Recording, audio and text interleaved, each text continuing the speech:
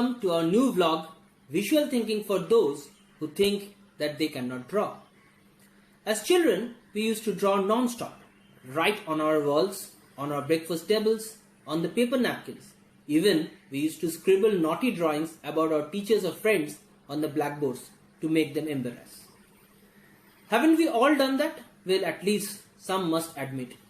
While mugging up important notes, we used to organize each and every point as mind maps and imagery. Why? Because this used to give us the pointers if we forgot the mug up in the exam hall. But what happened when we grew up? We all wanted to be Picasso, Da Vinci or Michelangelo with our drawings, and we found we were nowhere near to the masters.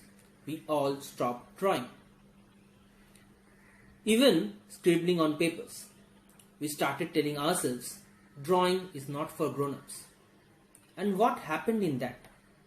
We not only forgot to draw simple things, but we also forgot to imagine, to convey our big ideas in the boardroom or in front of a business investor. While conducting workshops at various colleges, education institutes or organizations, I have come to hear several times that I can't draw. I have also noticed that various wonderful ideas had hit the dust or didn't get funding purely because the investors or the board members couldn't visualize the idea in totality. It's sad, isn't it? But the good news is that we all can draw in our subconscious mind. It is not about the quality of drawing that we are talking over here. It is connecting with each other through your drawings. Even wondered how cavemen used to communicate without being able to speak? That's the power of an image. After all, imagination has the word image in it. How many of you would dare to draw with me? Let's start with small things.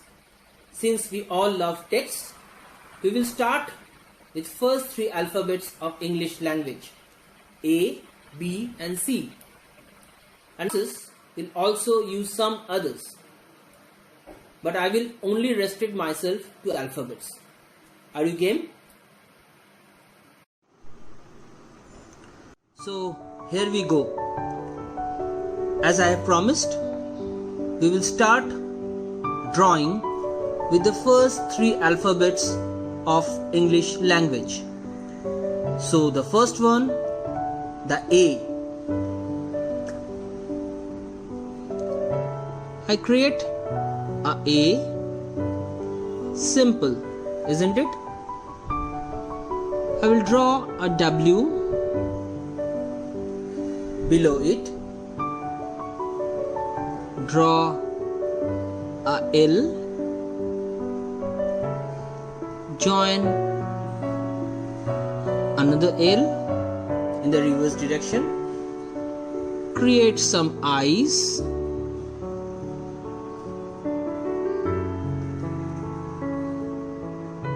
put a Z over here or the Z, and a U.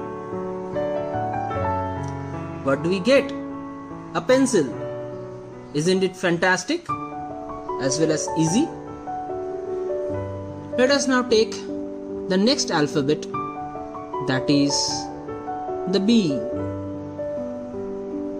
I create the B in a different direction altogether. I can do that, right? I extend this line a bit. I add a U to see both the sides, small two C's, a C, reverse, two O's, a L, and again a C. a V over here, and I've got a boy with a hat. Let's see the last alphabet. I create a big C. Looks like C, right? Small C's to dot. One small C.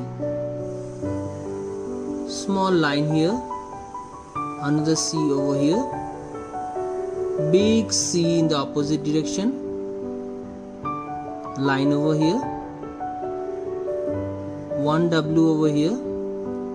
Another W at the back.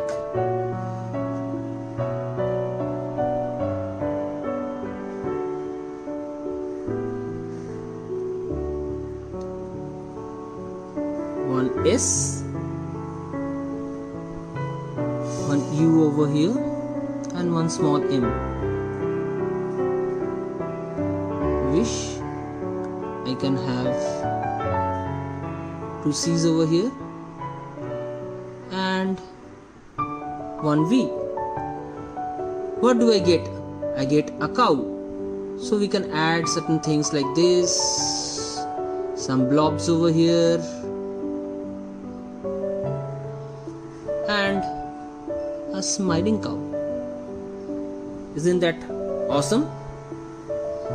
So these are all the shapes of English alphabet that we have used to create different figures.